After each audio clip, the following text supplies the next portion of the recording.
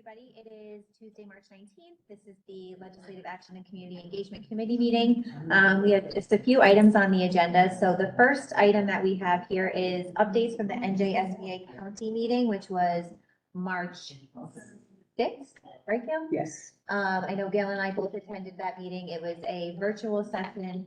And Senator Vingle Paul joined our discussion, discussing the fair funding formula and how he is now urgently pushing for change to the funding formula because a lot of the districts in his, He's affected. He finally got affected. greatly, and now the urgent change in the funding formula. So It'll finally get changed to 20. we are hoping, we had a very candid discussion with him, the board members that were on, talking about the discrepancies that we see, in each of across our respective districts. So hopefully, something will come of that. I don't have anything to add. Yeah, the subject of the meeting was the teacher shortage. Mhm. And I I don't think we really spoke, talked about we much didn't, about the teacher. no, everybody's concerned. But But my comment to them and to him and to Mike, who is his pal or his confidant that goes with him, is that you have a teacher shortage in districts like Monroe because we don't have the proper funding to keep our teachers here. So I said, so I'm taking in the subject of tonight with the funding not here in Monroe. So how are we supposed to be keeping the teachers, the best teachers that we have here to keep, unless you give us more money? So I did incorporate, I think I was the only one that did, incorporate the teacher shortage issue to Monroe. And, and everybody on that call, everybody's just sick of losing the money. And, I can imagine what that's like. Post that, what was it, is he Senator Gopal? Yes. He took a lot, he took a lot of heat, but he was very courteous, spent time, he left and then left Mike there to answer some more. So, and it was a good meeting, I think it was a great meeting, yeah. The next one is April, May First. There's not one in between? No. Unsung Heroes is, April 18th. Yeah. April April 18th. 18th. Yes, and then May 1st is our next one, but Kate, you and I can't go. And I didn't tell them that we can't go. Maybe we can ask her to move it, because maybe we're not the only district affected by the new law. I don't know. Because it does state that it can't be before May 1st. Right, I can give Sharon a call and see if she can move it, but the Unsung Hero It's April is, 18th the at Oldbridge High 18th at School. Oldbridge High School. Yeah, I RSVP'd. Yeah, you dropped something out of your bag, by the way. Last year, we had a board meeting on that night. Yes. As long as Yeah, we it's could not have in your sense. wallet. Oh, geez, yeah, That one you might need. that might be, the other one, I don't care. And they did discuss various legislative bills, but I know that we'll talk about that with the legislative committee update. So is there anything else that we want to talk about? I said, just to circle back to the panel. So I know you said that they kind of deviated from the teacher shortage. Mhm. Oh, yeah. Did they speak specifically, like, did they speak generally? Because it seems like the teacher shortage is categorical. At least what we're seeing in critical content areas. So like, there are teachers out there, but they're just not in the right certification. So my question would have been, is there and Dr. Lehman and I have talked about this a lot. But as programs are becoming more nuanced, was there any discussion about the teacher certification process and potential latitude across content areas? Like, for example, we have science teachers now that are learning that technical writing is a critical part of their curriculum. So there's more bleeding into other areas. But when you get to 6 through 12, when your certifications are content specific, and that's what's creating a lot of the shortages in these critical content areas. And I was wondering, it seems that certification and teacher readiness and teacher prep discussions tend to be topical. However, from what we're seeing is that it's not necessarily solving the issue of exclusivity for teachers in particular content areas. And I was curious if that was a topic that was brought up or not. I didn't talk. I didn't hear about too that. much about it at all. Yeah. No. I feel like the service of that has been scratched a little bit in talking about, teacher certification, kind of no more praxis exams and things like Right. that. So I feel like that possibly could But- hopefully be a conversation. Like right now, I think the way it's working is, so the individualized praxis exams are still required, but the basic skills You know, you hear different things. Yeah. First it's saying it's not, hasn't been waived, but then you read that that Mr. Every week Governor it's Murphy saying- signed it. It's like you want to make sure the information is correct, because depending upon where you read it. Right, yeah. Yeah. Because we get updates every week for NJSBA, and they're called tidbits or whatever they're called, and it lists all different things, and then you can look at it 2 weeks later, and those tidbits were gone, changed to something else. So, I mean, that is, and what, you do know though, what's the time frame for a teacher that retires? Yes. It was taken They- away, They right? closed that gap, I right? closed it, but if the teacher was a Spanish, I know.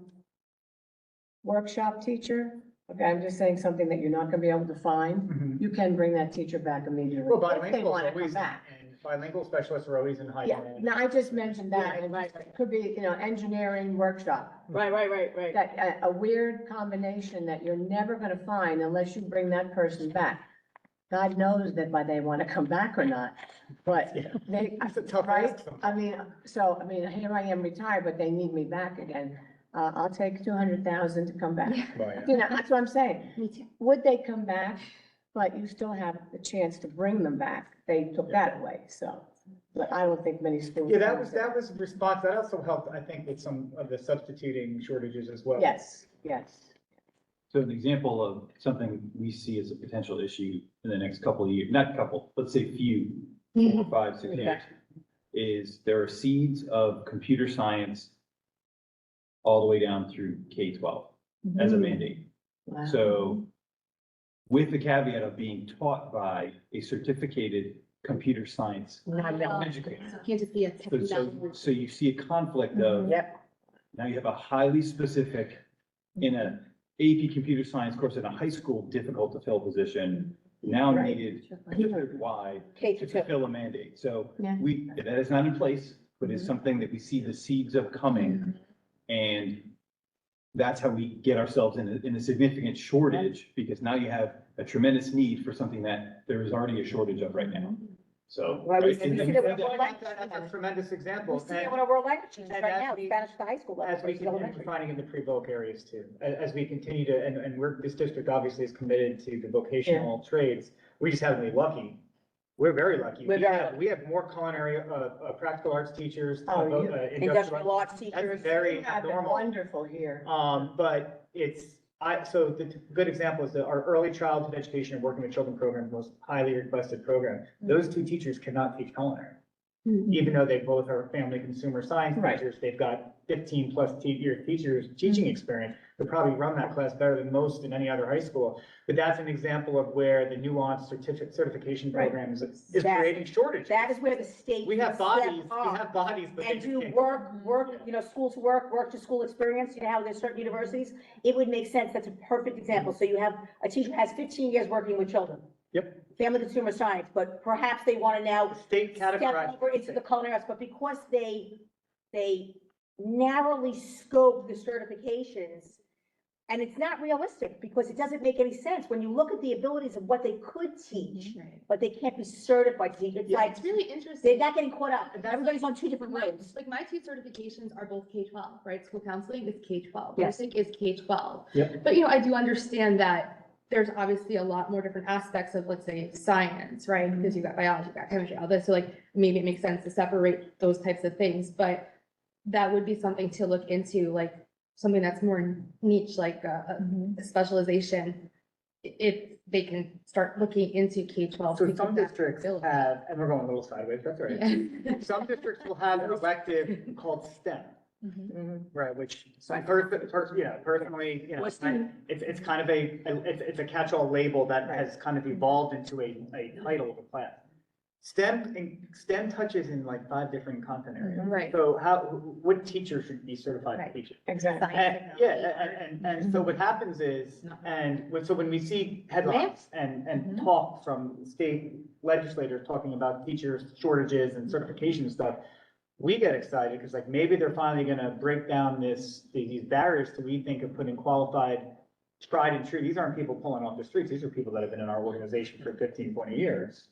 To try to see ways we can get some of these teachers optimized. And that to me would be some interesting movement on the teacher shortage issue. And then you know, then you're putting your best people in your best spots, touching the most people. And I don't know if addressing it on the front end is the right way. I think addressing it with the college Well, yeah. part of it is, I mean, years and years ago, when you didn't have a lot of kids going out for teaching, of course, two of mine did.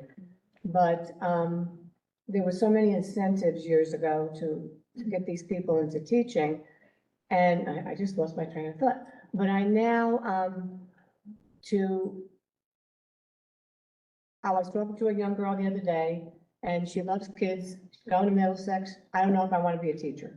So I'm standing there trying to talk this girl into being a special ed teacher because she's wonderful with all children. So I know what it was. Years ago, the colleges were taught that the teacher had to come out being able to teach all types of children. And that was years ago. And they had to come out being able to have an inclusion class, to have this class and that class.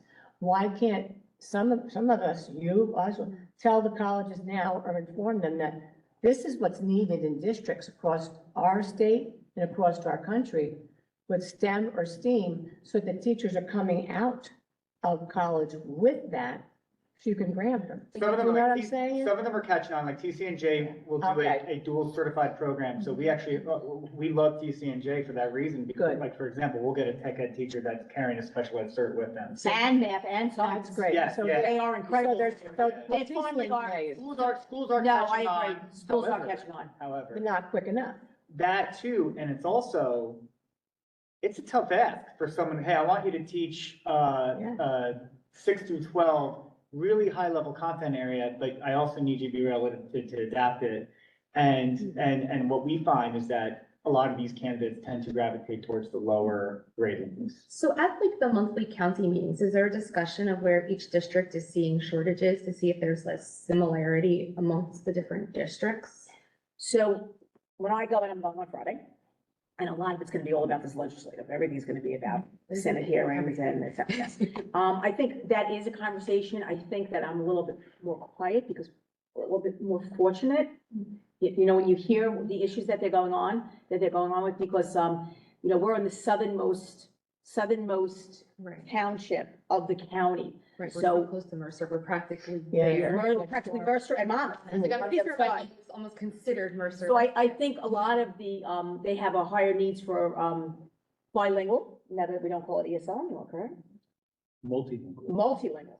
So I think that they have a higher need, although our need has changed. We are at a little bit of higher level, but not at the same level as the other districts. Multilingual, as far as No, you're multilingual. not. No, we're not. And the other thing is, we're very fortunate with, English and history. We're very fortunate that way. We have an unusual number of industrial arts teachers, which we talk about. We're very fortunate. We've been lucky enough, you know, depending on whether it's family student science or it's culinary arts, that makes a difference in the certification. A lot of we do go to TCNJ intentionally. We do go to Monmouth University intentionally. Why? Because they're giving us children that come out, not just the teacher of handicapped anymore, but they finally got it. I've been here 21 years. For years and years and years, they were giving me a teacher that couldn't teach a resource English or resource social studies because they weren't highly qualified in anything, because the house matrix was something that was applicable years ago. They're finally saying, no, we're not just gonna graduate you anymore as a teacher of students with disabilities. Now we're gonna graduate you, teacher of students with disabilities, and we're gonna make sure that you take your 15 credit hours in math, science, Yeah, and and good English. advisors are. Which is good. I mean, Very good. So I do think when you use the word colleges, you are right. I think that it is getting better, but it's also, the state needs to catch up. Yeah. Well, I don't even know catch up. I don't know if that's. Well, even the and right so word. here's the other. They need to thing. get on they need to get on our road. And and as you can see, and we'll probably talk about it tomorrow night, the shift is going towards this, it's 21st century transition readiness. It's no longer college readiness. And when you talk about tech ed, culinary arts, comp sci, whatever, not all of our students are going to four-year schools to pursue No. this. And I have to say, And the course- that the was course a is big short. thing that was eye-opening to me when I was doing Yeah. my internship I did at Friel Borough. And,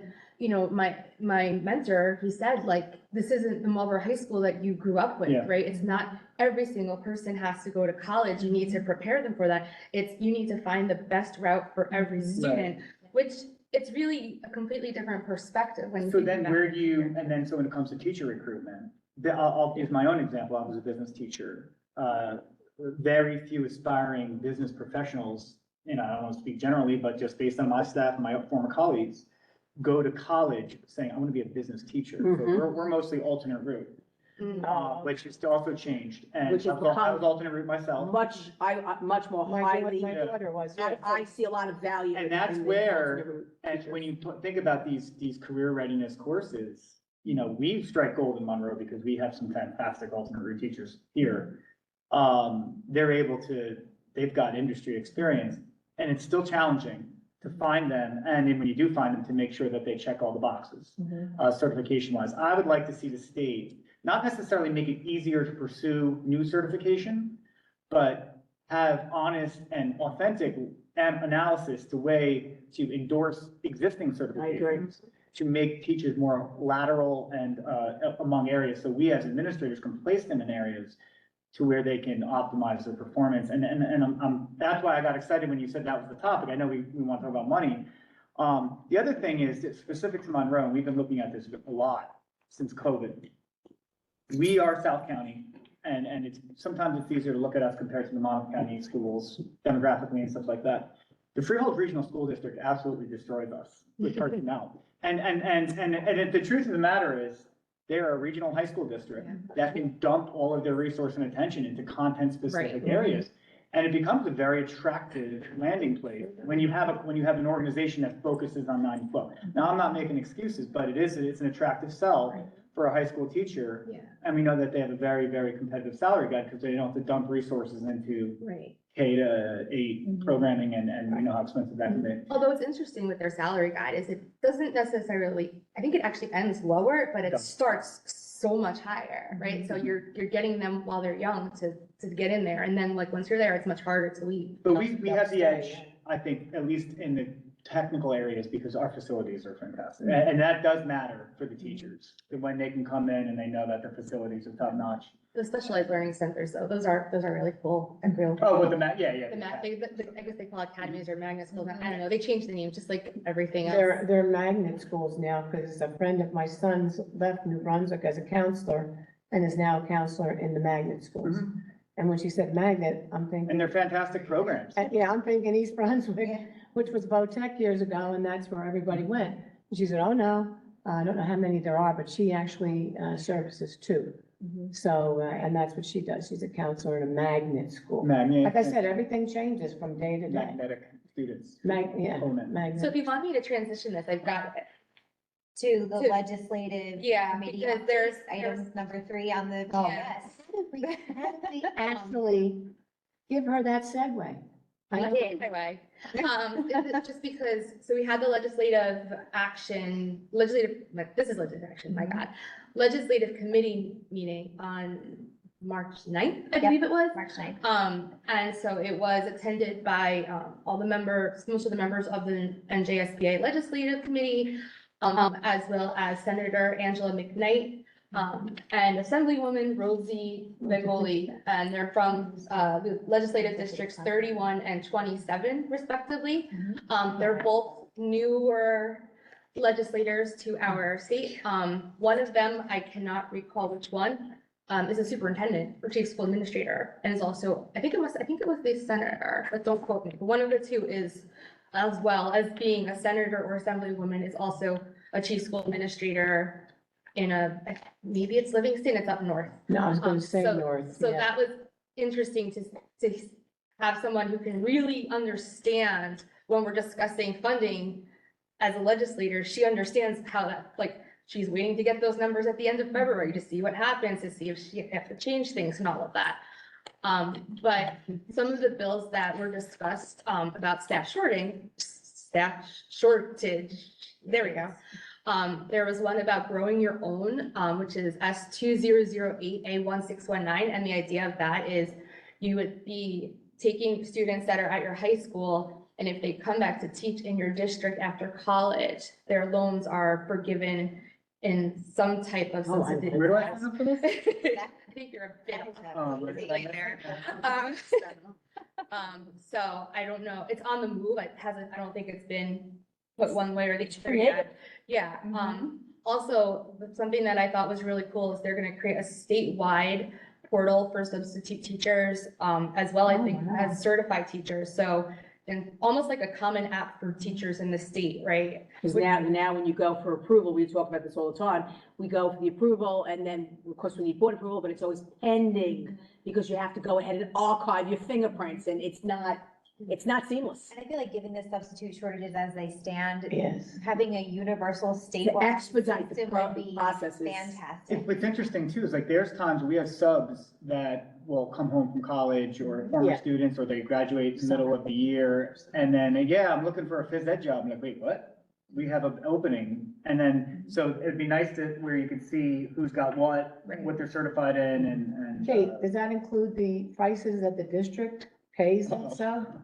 Because it would deter the Like stuff a from bidding coming. system. I'm saying, God. if you put that system up and you list it, Right. and you say, I don't know how much Freehold pays, how much we pay. Somebody No, in we're this good now, area, because we moved that in eBay First stuff. year, and somebody's gonna say, Like a district looks into it, and right, gets the applicants that are interested and then can contact them and then. they and can tell. apply. I'm saying, I would not put up the amount that the district is putting, Right. because it would deter everybody to go to the district next door, so. Just some other ones, I'll try to go through them quick that I thought were interesting. There was a discussion about the FAFSA requirement, which is starting next year, I believe. NJSBA actually opposes it for similar reasons that we sort of said here. Right, we talked about that. There was a very brief discussion about the S 4209, which I then made a longer discussion because that's what I do. And so essentially I asked them, you know, when I saw this, it said it eliminates the vote unless you're going above cap, but that's all that it said.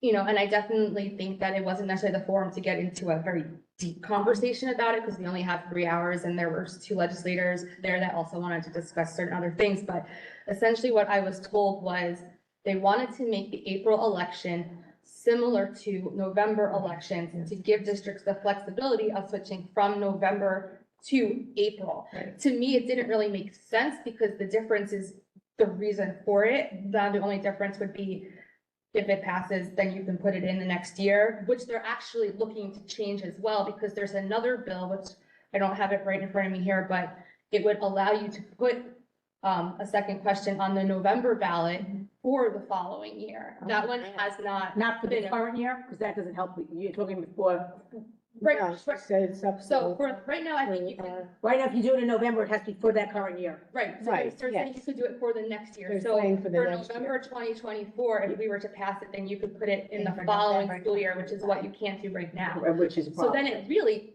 doesn't take, yeah, so I don't totally understand the reasoning for it, but I just figured I would report back what I was told when I asked. Hey, can I ask regarding that also?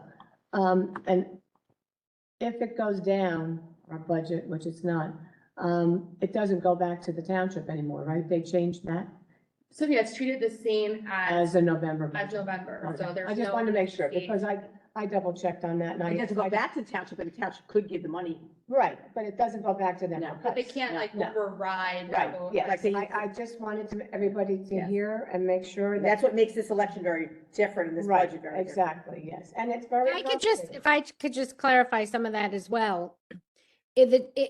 Even if you voted on your budget and it went down, it didn't just necessarily go to the municipality. The school district would have to bring it to the township for consideration for them to approve it.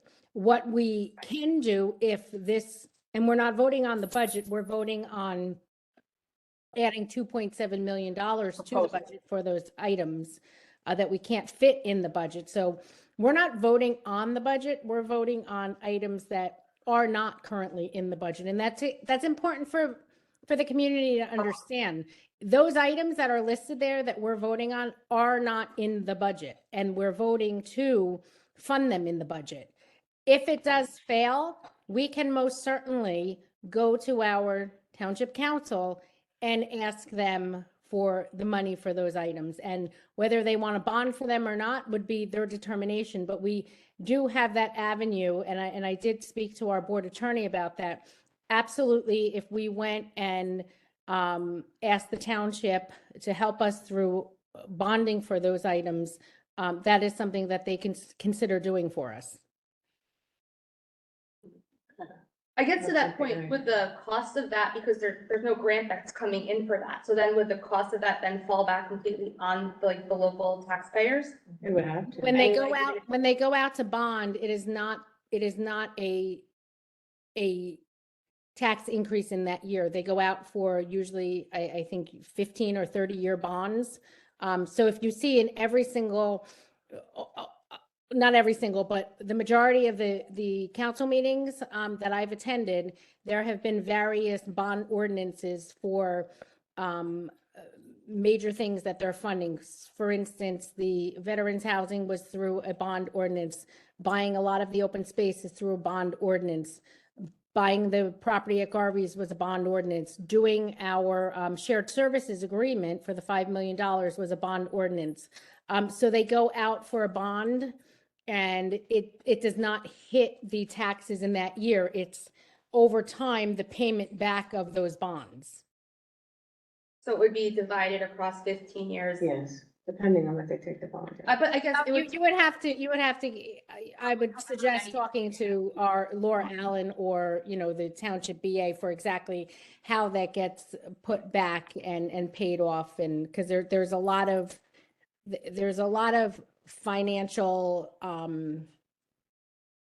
terms and the way things are calculated and put back into how it's paid off. So it's not simply saying, over the course of this many years, this is what it's costing you.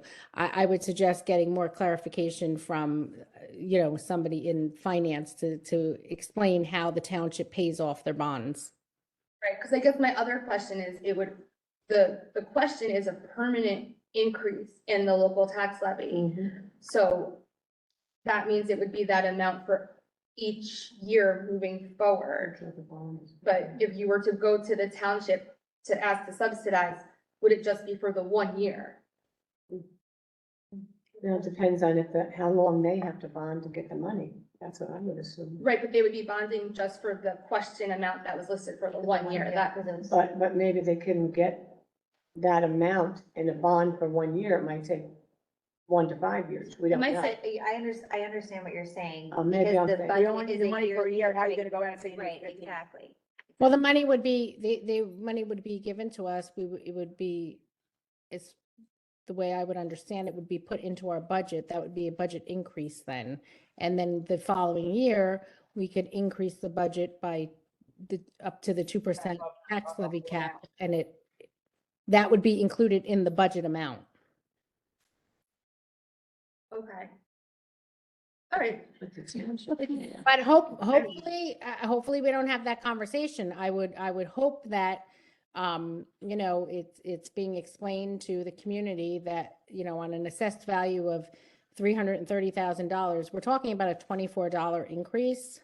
So No, I'm just trying to understand what you were saying, because if they were to bond it out over those years, the amount that they would be bonding is only for what we're requesting for next year. It wouldn't be for that amount in perpetuity, because I can't imagine how you would put that in. That's where I was just getting. No, and I don't want to be misquoted or written about on any of these fake education pages that I'm making up, information. I'm saying the way it was explained to me is that if we got that money, it would be put into our budget. That would be in our budget. Then the following year, you can go out 2%. You can grow your budget by up to the 2% tax levy cap. So that money would be put into our budget. You understand? We would be increasing our budget by that amount. So that money would be there. So we wouldn't be asking for it the following year. It would be into our budget already. Right, yeah, it's definitely complicated, because then it's, if certain things are more expensive, or if we have other mandates we have to fulfill, and, we have to fulfill all of the, oh my God, what's the term for the budget that you have to meet? Not adequacy, that's, Yeah. it was like what you have to provide, I forget what the other term was. But, in order to provide a thorough and efficient, that's what I was looking for, education, if we needed that money to fulfill that, and you couldn't include the things that we are asking for this year in the budget with that added money, then would you be stuck in that same position next year? But again, this is thinking above and beyond where we Right. really need to. Think it so. passed, yeah. Exactly. The question was, are we able to go to the township and ask for money? The short answer is yes, we are allowed to.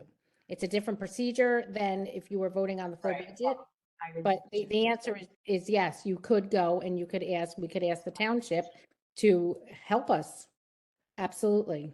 And that would be their decision whether or not they thought these items were not necessary for the education of our students. So it's, hopefully our residents come out and vote and we don't have this issue and it passes. I mean, otherwise, you know, parents have to understand.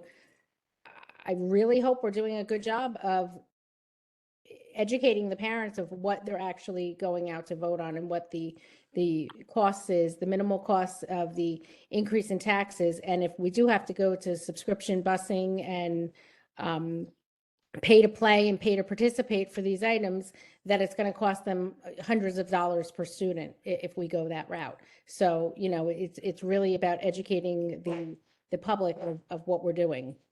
All right, so what we've done thus far, just, I don't know if it's like, well, community engagement, right? And talk about community engagement. So, documents went out, we know that they're lengthy, but we want to provide all of the information through the Blackboard Connect.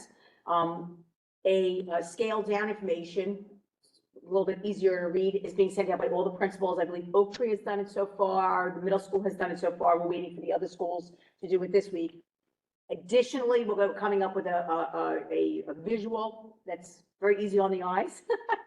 Just like it's Canva, right? So it's just a visual to come out and basically just says, you know, the amount of money, if it, you know, I think Chrissy said very clearly, the items that we're discussing are not in the budget.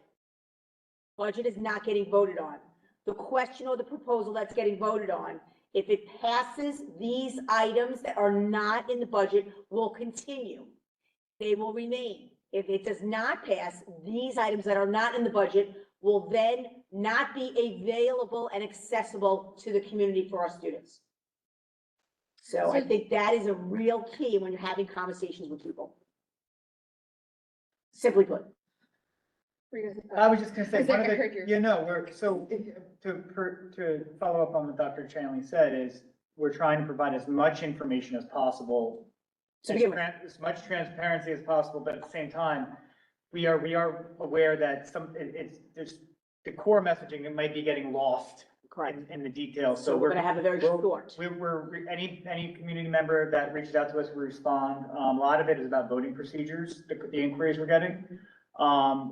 Any updates to the website that anyone wants to offer as far as feedback? Similar to how we worked with the referendum. Yeah, and this evening, we're working on ways to continue to strip down the current messaging to make it a little more palatable for those that have been not maybe tuned in for the last couple Right, of so years. the principles is a Yep. shortened version, not even barely 2 Yeah, we pages, wanna make but the one everything that was sent out to everybody is a lengthy, detailed, extremely, explanatory. We just want to make sure it's an informed vote, Right. and that everyone knows what's at stake. What's on the line, and then we'll continue to try to find ways to get that out there. Has there been, I personally just want to confirm, is Oak Tree for this election not being utilized as a voting place? That's correct. Okay, has that been it's at the senior center instead, has that been? That was already communicated once. We could re-communicate that, but I know that's been communicated Yeah, once. we sent it out. Yeah, and then, right, if I remember correctly, like towards, when we were getting closer to voting for the referendum, we actually put something on our website about voting locations. Right, and Right. So we have next week and then we have probably do spring something break like that and again. then you should come back. But Yeah. if you did it before, you need to do something a one or two, well, around the post, at least a week before. 'cause Well, when that that, yeah. Stays in No, we people's have to, minds we have to and- put closer, I agree. Yeah, you have to. I Otherwise, still- it's. I mean, I'm on the other side, so like. Yeah, my Oak Tree is feelings no doesn't longer a change, polling but I- location, that is correct. Yeah, no, well, that's a good point. We had that, And neither, and the high school is we not. added a don't Word have somebody document to the stationed there referendum in website case last people come time. and direct them to. About locations and districts and stuff like that. So To we the can- senior I can center, actually April get that 16th. now.